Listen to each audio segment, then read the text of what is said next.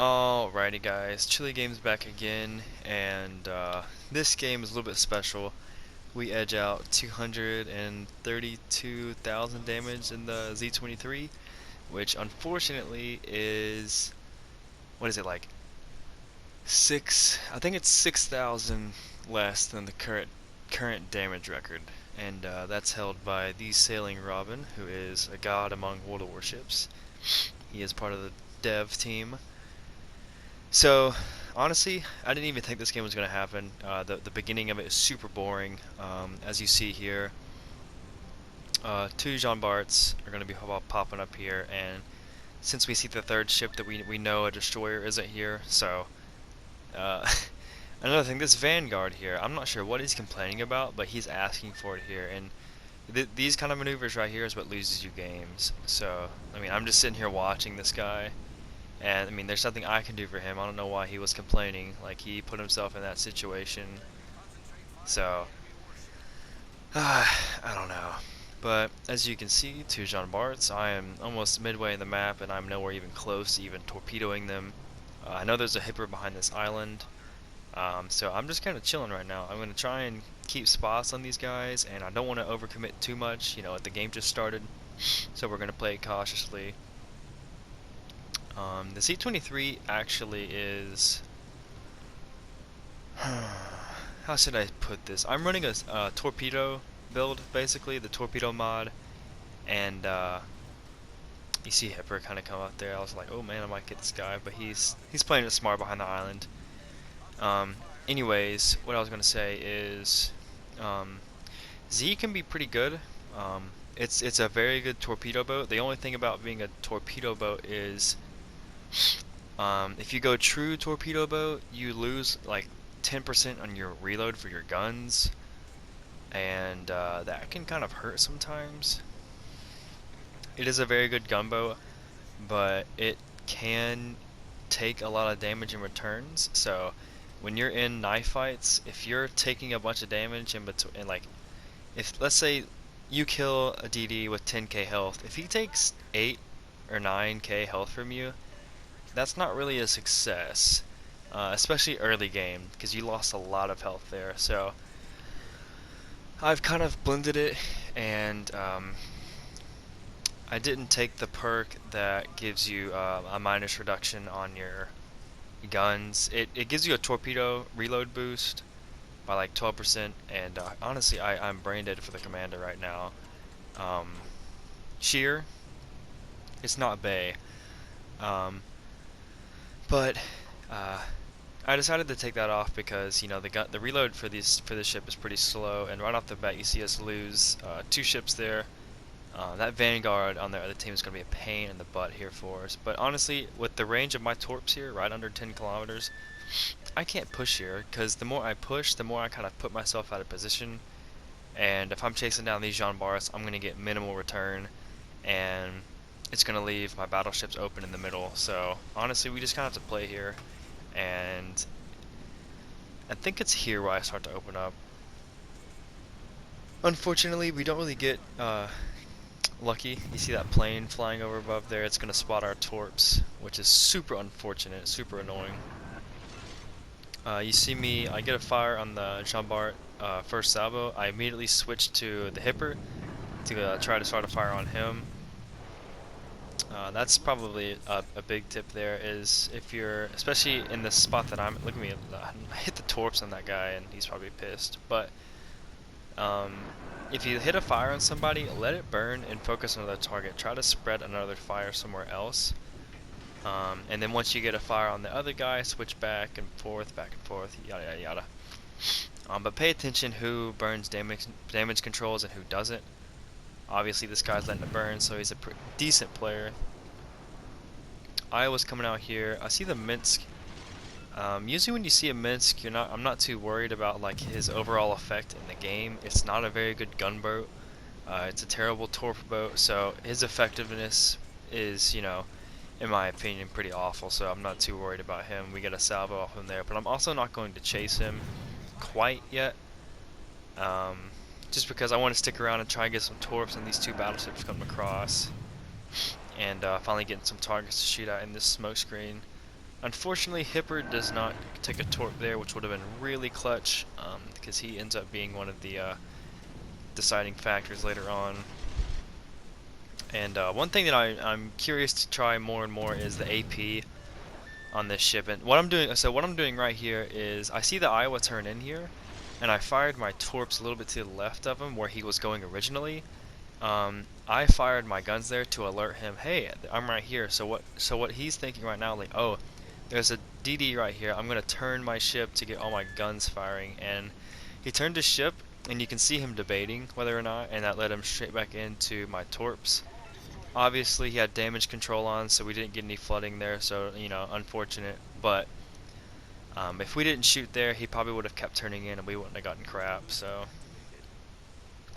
those types of plays can end up in devastating strikes, and they are hilarious. I tried to do it later on in the video, but watch this AP salvo here. 46k, straight up to 51k. This is what is that, 8 or 9 kilometers? 8+ kilometers, destroyer AP, broadside battleship. I mean, it's, when in doubt with this thing, shoot AP. I've Citadel to Kutuzov, 1 salvo, 3 Citadels for 11k earlier today. I mean, it's just disgusting. So don't be afraid to use this AP. Fortunately, we get 2 fires on the Iowa, which is huge. And I was already actively heading this way towards Bismarck, and I'm not too sure what the enemy Z is doing here. He's clearly overextended, and it's very hard to torpedo somebody when they're heading away from you, let alone if they know you're there. So check this out real quick. I kept my Corsair on his where I last spotted him, and kind of moved back and forth. Ended up getting the kill in the blind fire. That is huge, especially because anytime there is a destroyer, it doesn't matter if they have 1 health or 10,000 health. If they can get a torpedo salvo away, or if they stay alive, they are a very dangerous target. I mean, you see, I've lost 0 health here, so I could have had 1 health this entire time, but yet I could be doing all this damage. And especially with the Z-23 with his fast torp reload, you are extremely dangerous no matter what kind of health you have, especially if there's only battleships left. So I see our Jean Bart in the middle here, and fortunately, I'm going to get to this. Our Asashio player is on the right side, I would say. He's got broadside targets into both of this cluster of enemies right now, but unfortunately, I don't know where he's firing them, but he doesn't get too lucky with these torps here. I mean, that could have been devastating. And I'm thinking the same thing. I'm like, man, like, okay, this is Torpedo Alley right here. Like, let's do this. Another unfortunate thing about our Finley Jean Bart is he's obviously dead. He can't overmatch. So my cat is knocking on the door. My cat making another appearance in my video. So, torpedoes are out. Not too hopeful. I mean, obviously I am, but when you're dealing with a bunch of bow-end targets, they have increased odds of dodging. Fortunately, we hit this Jean Bart here, and the other Jean Bart is not paying attention at all. I'm not quite too sure what's going on in his head, but it becomes super clutch, especially for this game. We hit a torp on him. That's a flooding. That means he has to repair. So now that our Jean Bart, it goes down there. I wish he could have rammed. He should have gone for the ram there. Now that our Jean Bart's down, I start shooting my guns here because no one is targeting me. I am free to unleash light of fire. I automatically target that Jean Bart in the back that just uses damage control because of flooding.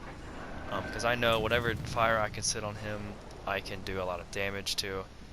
And another thing, like, I'm thinking this destroyer right now, the Asashio, he's keeping these targets spotted, so it's giving me a lot of damage potential.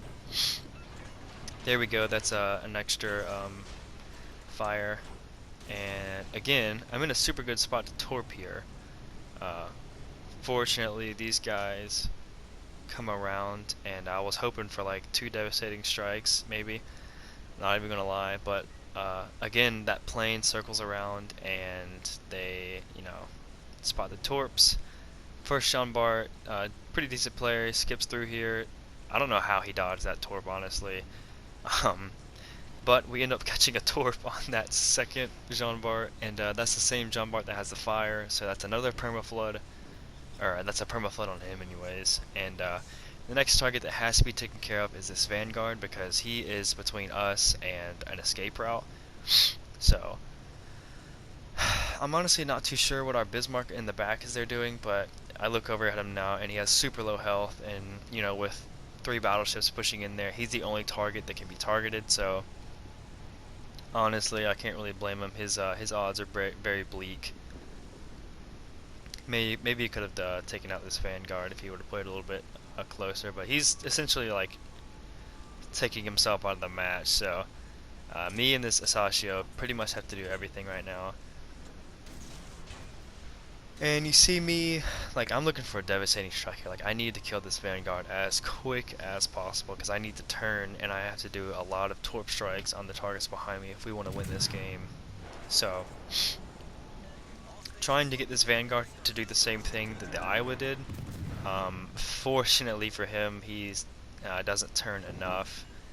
And if he would have turned more to get all 4 guns, that would have been 100% a devastating strike. Unfortunately, he only takes 1 torp there, which is honestly like incredible for him. So GG's for that. I think he thought that he would have got a flooding there, and he used his damage control up on fire. So, you know, not the best play on his part, but I probably would have done the same thing.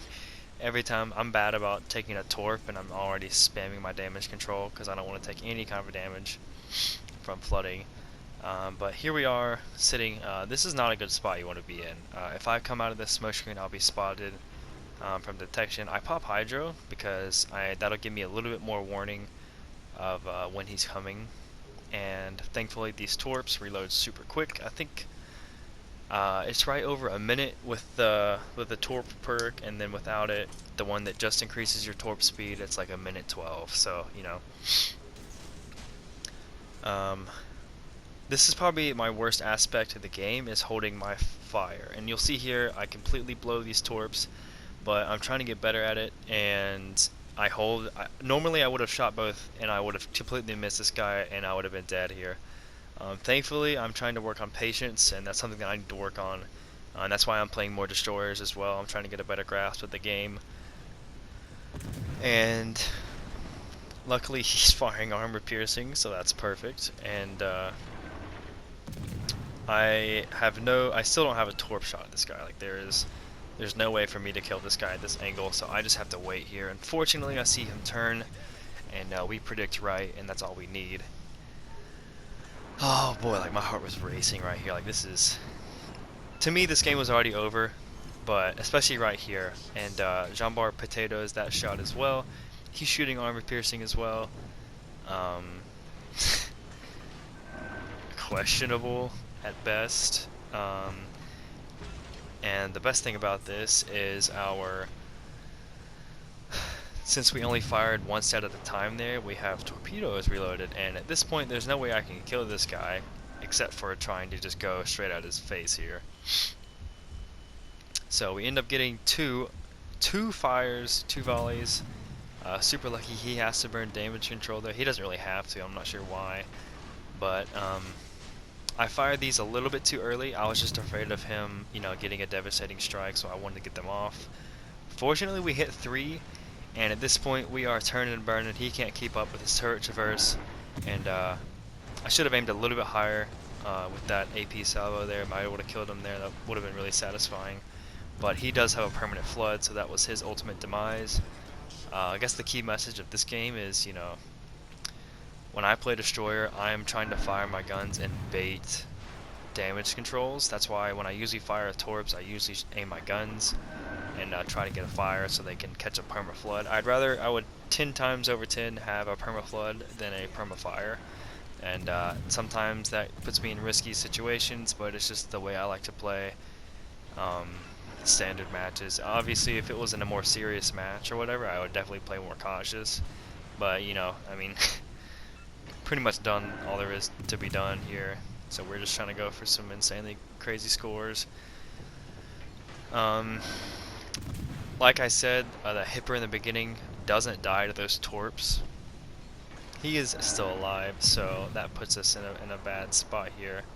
And Kanaizen out, unfortunately, I don't know like what he was doing, but he made the right play there, and I missed those torps, and that is going to be GG. I think the guy, the Sasho anyways, what a crazy freaking game, and I actually ended the recording early because I was like, holy crap, what just happened? So I have screenshots of the actual results here. So 230,000, 32,000, quite the insane match. Unfortunately, we lose, but guys, that is going to be it for the video.